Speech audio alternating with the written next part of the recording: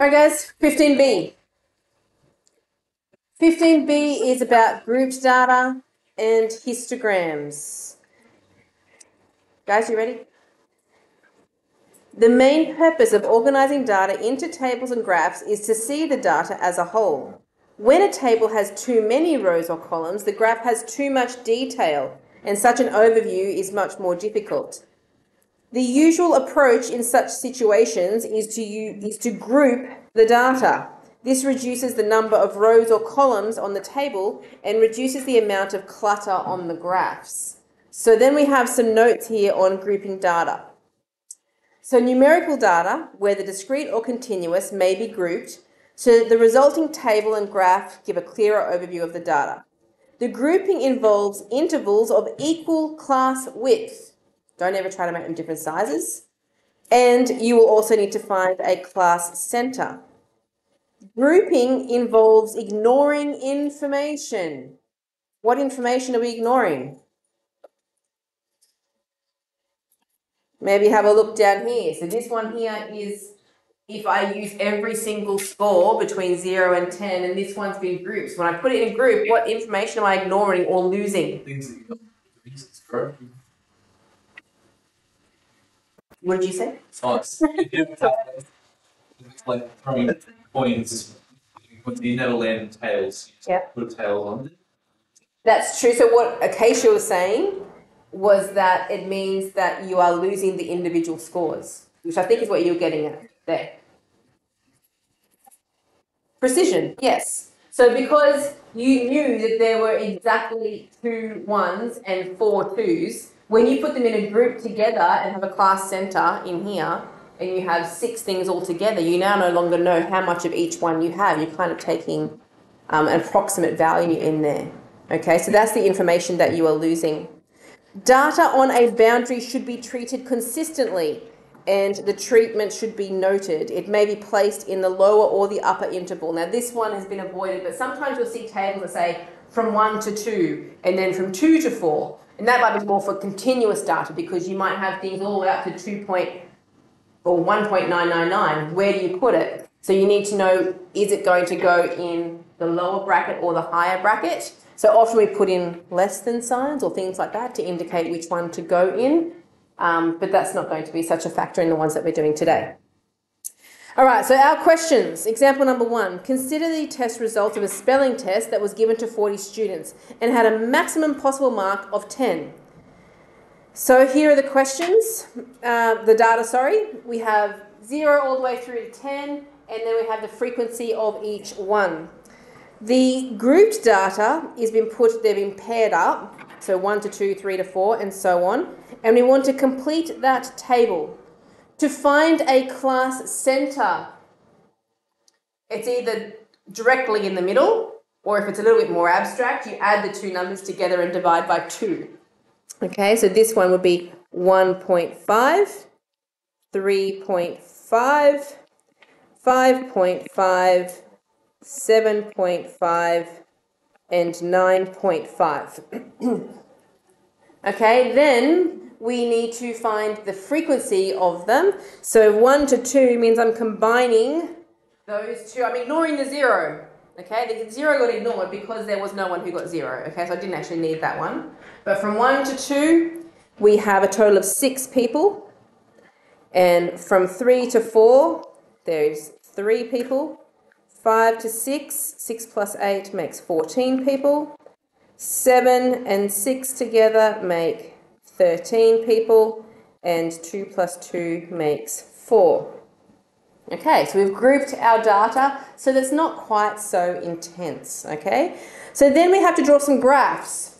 Draw a histogram and frequency polygon of the original data because we're going to compare it because the next one is of the grouped data and we'll see what has happened when we grouped it, okay? So for the original data, using that top table there, across the bottom, we need to have the mark that the students got, and we're drawing a histogram and polygon, which means we need enough space that we have enough room for that little column that we need to draw. So a space at the beginning, and we're going to put 1 there. So every second space, we're going to put a number. Then we're going to have 2, 3, 4, 5, 6, 7, 8, 9, and 10. Then on the vertical axis, this is going to be the frequency, which I'm just putting F for frequency. So we're doing our frequency. So our highest frequency in that first table was 8. So we need to make sure we go up to 8. 1, 2, 3, 4, 5, 6, 7, 8. Okay, time for the histogram. I'm ignoring the 0 because no one got 0. So we're starting at 1, and that had a frequency of 2. So remember, there's that gap at the beginning, but then all the rest of the columns are next to each other. 2 has a frequency of 4. 3 has a frequency of 2. 4 has a frequency of 1. 5 goes up to 6. 6 is 8. 6 goes to 7. 8 is 6. 9 is 2. And 10 is also 2. Okay, so just remember that little column thing that we're doing is the histogram part of it all. You don't need a key, but that's what those columns are, a histogram. And then over the top of that, we're going to draw a line graph. So it's the lines joining the dots, and that is what we call the polygon. Okay. So we need a dot in the center of each column, which will be joining up. You also need 2 extra dots. You need one at the beginning and one at the end. So from your first dot, this needs to come back and start at the origin. And then from your last dot, you want to go 2 spaces over and bring it back down. So a histogram should always start from your horizontal axis, go up and do its thing, and then end on your horizontal axis as well. And then use a ruler if you have one, because it is a line graph, to join like a dot to dot.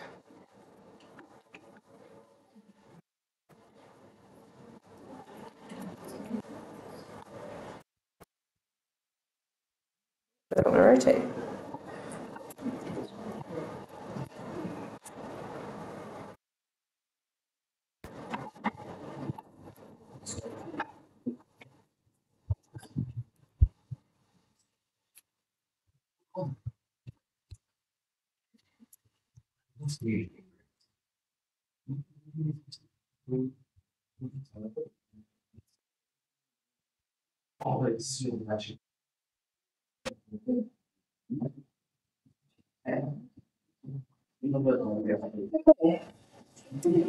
So there it is. Now, to be honest, that is not really a huge amount of data. You still only have 10 things, but we'll still be able to see how much it squishes down when we do our groups data now. So let's slide that up a bit. Drawing from this table, we're now going to do our grouped data, which means across the bottom, we're going to put the class center. Okay, my class centers in every second space. The first one was 1.5. The next one was 3.5. The next one was 5.5, 7.5, and 9.5. Okay, then vertically, our highest frequency, looking back here, was 14. Do we have 14 spaces? I think we do. So let's just go up by 2s though, because that'd be very squishy to write in. So 2, 4, 6. Okay, and that is our frequency. Okay, so hopefully you can, I can't see my table and my graph at the same time, but you'll be looking back at the top of your page. The class center of 1.5 had a frequency of 6.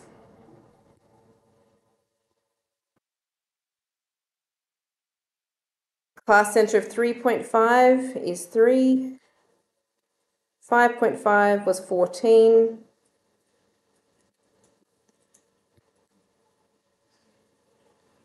7.5 was 13. And 9.5 was 4. Certainly a lot quicker to draw, isn't it? All right, then go over and do the polygon over the top. So dots in the centre. And don't forget to bring it down so that it starts and finishes on the horizontal axis. And then dot to dot.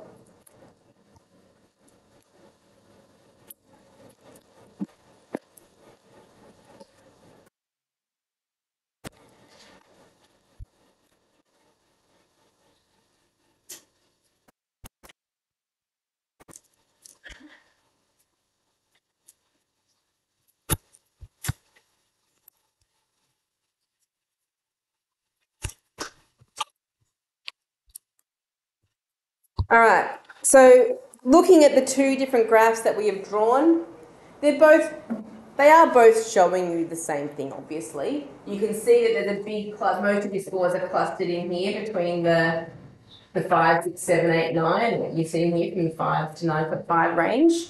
So, but then you have this bit of a lull at around the 4, 5 mark, or 3, 4, 5, 3, 4. Okay? Obviously, as we said before, some of the information is lost because we no longer have the specifics, but we can see the kind of general trend that is there. On the next page, we're asked to make a comment. It says, comment on the various displays that have been shown. Now, often when you're doing data and you're asked to comment on things, commenting on things like means, medians, modes, and ranges are always good things to comment on, or standard deviations and how spread out they are, but we haven't been asked to find any of that. So we're basically commenting on the results that we've been given here.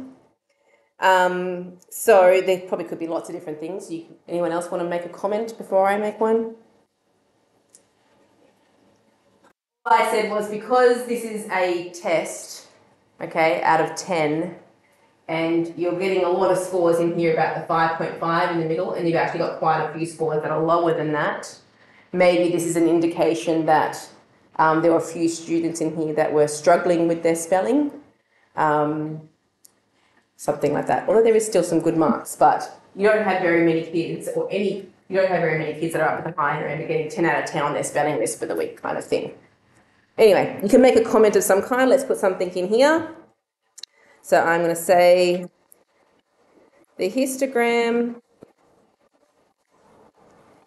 shows that a significant group have trouble with spelling. Okay, just because there was quite a few marks at the lower end there. Okay, question 2. Consider the test results of another spelling test that was given to 40 students. I think those are the same results. They are the same results. But this time we have added an extra row. We have cumulative frequency, which means, remember, that we're adding up the frequency as we go along. Group the data by pairing the marks and adding the cumulative frequency. This is shown on the table below. So the first couple of rows we already know. We can fill those in quickly. So this was 1.5, 3.5, 5.5, and 7.5 and 9.5.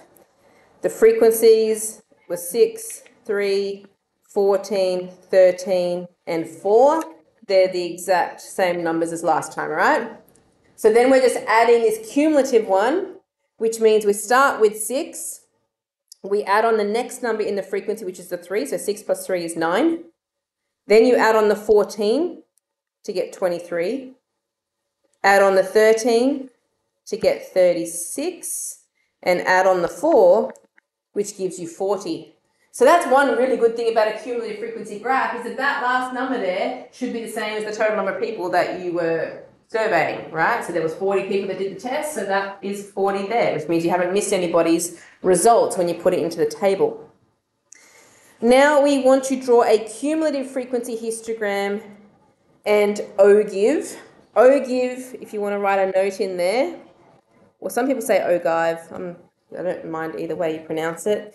This is another name for the cumulative frequency polygon. So when it's just a normal histogram, we say it's a histogram and a polygon. When it becomes cumulative graph, we have a cumulative frequency histogram, and we can either call it a cumulative frequency polygon, or its nickname is the ogive or the ogive, depending on your pronunciation. Okay? So, across the bottom axes, we need to put down the mark again. So this is for the original data, and then we're going to have one for the group's data underneath. So the original data,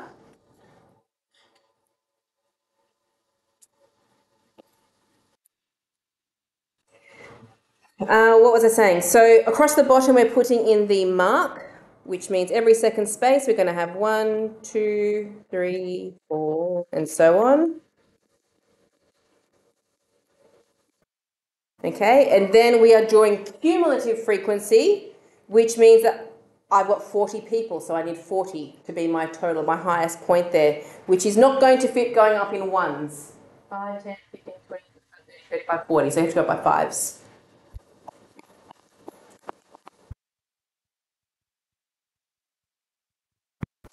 Okay, so we do CF, stands for cumulative frequency. You're welcome to write the whole words out if you prefer. And now let's draw our graph. So mark of 1 had a cumulative frequency of 2, which means this is going to have to be quite small. So about there. 2 had a cumulative frequency of 6. 3 had a cumulative frequency of, where am I up to, 8. 4 was at 9. 5 is at 15. 6 is 23.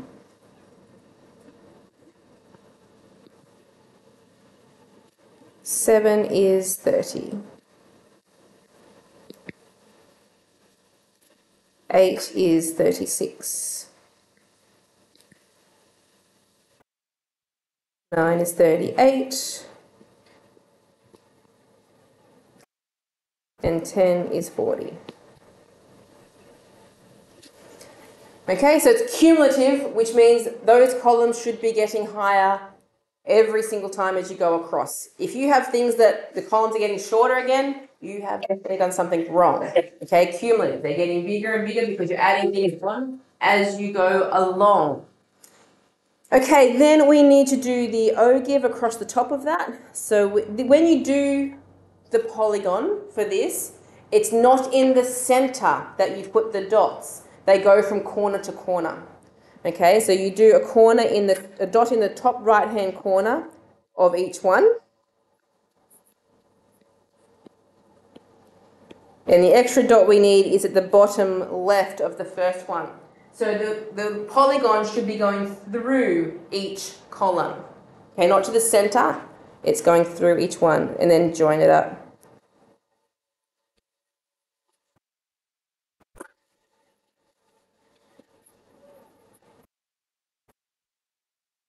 So it's a very important difference with the polygons.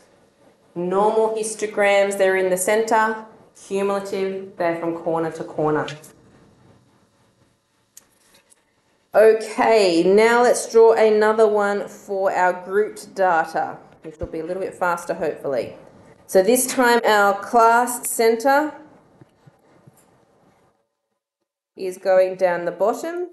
So we have 1.5, 3.5, 5.5, 7.5, and 9.5.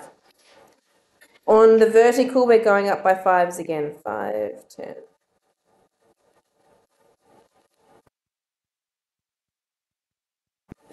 And this is our cumulative frequency. So again, you'll have to look back up to your table so that you can see the numbers. But for the class centre of 1.5, our cumulative frequency was 6. 3.5, we're at 9. 5.5 is 23.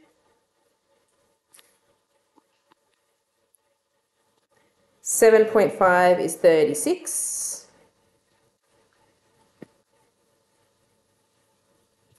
9.5 is 40.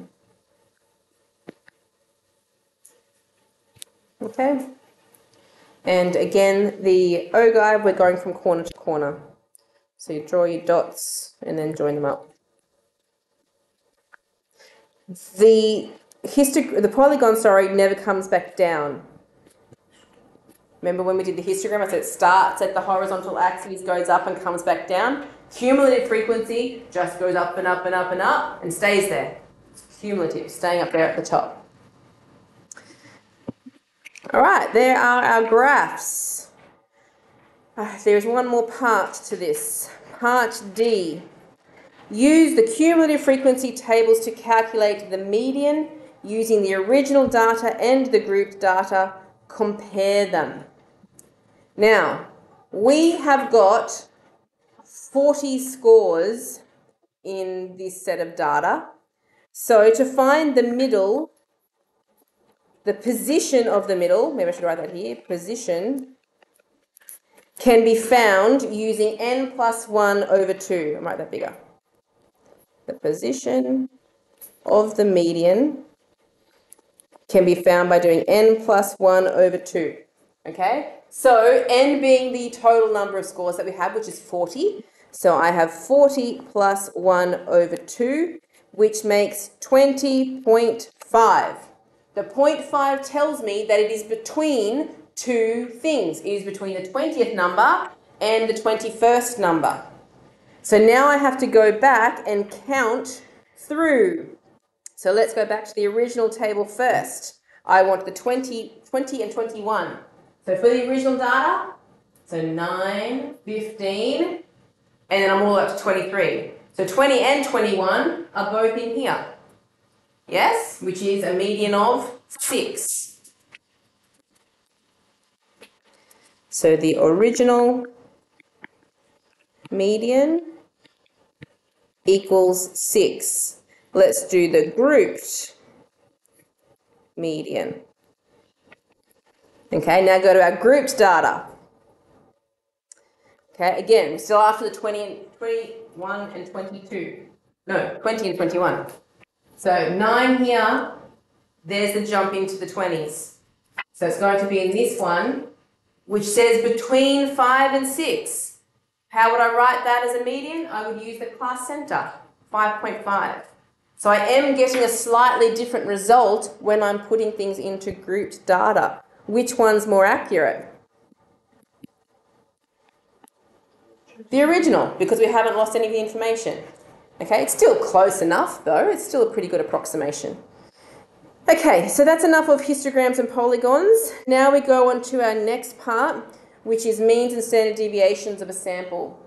If we want to find the mean, in the good old days, mean was the average, which it still is the average, but we have this way of writing our formula out. Sigma means sum of f times f all over n. Okay, so x times f is going to sum up all of my scores, and then I'm dividing by the number of scores. Okay, so there's the mean. Variance, which we're using the letter S for variance, and S stands for standard deviation, because you square the the standard deviation squared is the variance. Or if you have the variance, you square root it to get the standard deviation. Yeah, is this coming back from year 11? We did this in year 11. We did do a topic on this in year 11, and these formulas may even look familiar because we had these then. Okay, so variance, there's the two different versions that you could use depending on how your table is set up. Okay, you need to know both of them, because if the table is set up for you, like these ones are, this one down here, this is set up to use this formula because it's got the x squared f in it. So it's set up for that. Whereas another formula further down, it could be set up for the second one. Okay, so they're your formulas to work out variance. Variance and standard deviation are both roughly to do with the spread of your scores. So the standard deviation is the square root of the variance and has the same units as scores. With grouped data, use the class centers instead of the scores. Okay, so our question 3. Consider the test results, same test results, same data. Let's fill it in. So x times f, x is the mark, f is the frequency. So it's just 0 times 0, which is 0. Then going down the next one, 1 times 2 is 2, 2 times 4 is 8, 3 times 2 is 6, 4 times 1 is 4, 5 times 6 is 30, 6 8s are 48, 7 7s are 49, 6 8s are 48, and 9 times 2 is 18, 2 times 10 is 20. I'll do the sum in a minute. Then to do the next one, it's now x squared f, which means you want to times, you can start with the one that's here, that purple one, and you just want to times it by another lot of x, which is an extra x times in there. So it's 0 times another 0, which is still 0. Then it's 2 times 1, which is still 2. Now it's going to start to change now. 8 times 2 is 16, and so on. 6 times 3 is 18. 4 times 4 is 16. 30 times 5 is 150. 48 times 6 is 288. 49 times 7 is 343. 48 times 8 is 384. 18 times 9, 162. And 20 times 10 is 200. Now, because we're going to be finding means and variance and standard deviation, if you're reading ahead down here, we do need to know the sum of those rows. So you grab your calculator out and you just start typing all these in to sum them up. Anyone done the first one? Very good. Anyone done the second one? The second one is 1579. Okay, so everyone okay with filling in the table? Alrighty then. Next thing, find the mean, variance, and standard deviation. Okay, mean. According to the information that I just gave you, the mean is sigma f of x over n. So sum of f of x times n. That is the sum. This is the x times f. The sum is that number down the end. That's the 233. And n, the number of scores. Which number is that? How many scores have I got in here? I haven't heard the answer yet. Maybe say it louder. 40. Yes, good. All right, so it's here, the frequency, the total sum of my frequency, there is 40 scores because it's the same set of data we've been using from before. So 233 divided by 40 gives you an average of 5.825. Okay, moving on to variance. So variance is s squared equals, oh actually, you might also remember this. Remember writing as that? Variance of x. Just thought I'd throw that in there. That we use that notation in year 11, I'll be using it again. So the formula that we had, a little bit further up, the one involving the x squared and the f was x squared f over n minus the average squared. It was the first one out of the two. Okay, so let's have a look. The sum of x squared times f. X squared times f, the sum of all of them is that one, 1579. I need to divide that by n, which is 40, and then minus the mean, the bar on it, that's the mean, which I worked out was 5.825 squared. Put it all in your calculator, and you magically will get 5.5444. You might want to round it sooner than that, but that's what you get. I still need to find the standard deviation, which we also have that symbol for standard deviation. Okay, and the standard deviation is the square root of the variance. So square root of 5.5444 is 2.35 rounded to 2 decimal places. That's a good reason to keep more decimal places here when you know you have to square root it. Okay, you don't want to round too soon. Okay, one more question so that we can use, oh no, this is the same formula. I thought we were going to use the other formula, but we're not. Consider the test result of a spelling test, same thing, but this time it's grouped data. So let's put in all of our things again, class center, 1.5, 3.5, and so on.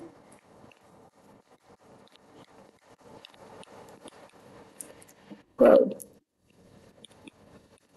Okay, we don't need the sum for that one because you don't sum class centers. The frequencies were 6, 3, 14, 13, 4. They're the same ones as before, so that's why I'm just quickly copying those ones down. Okay, well now when we do x times f, we are using the class center. So we're doing 1.5 times 6, which is 9. 3.5 times 3 is 10.5. 5.5 times 14 is 77. 7.5 times 13, 97.5. 9.5 times 4 is 38. Then you have to take each one of those numbers and times it by your class center again. 9 times 1.5 is 13.5. And I'll write down the rest. 36.75, 423.5, 731.25, and 361. Everyone okay filling the tables in? Not going too fast? Okay, and now sum those up to get the numbers down the end. Anyone have either of those? Sum of the x times f, 232. Sum of the x squared f is 1566. Okay, now we want to find the mean, variance, and standard deviation again and see how much it's changed when we've used the group data. Okay, so the mean is the sum of x times f, all over n.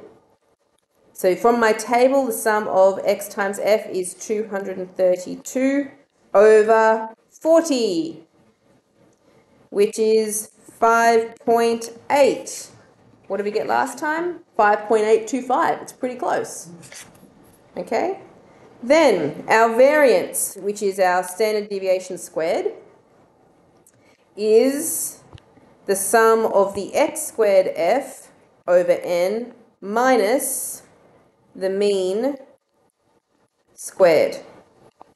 So from the table, the sum of the x squared f is the 1566 over n minus the mean, which is 5.8 squared. And I got 5.51 for that. Again, that's still pretty close.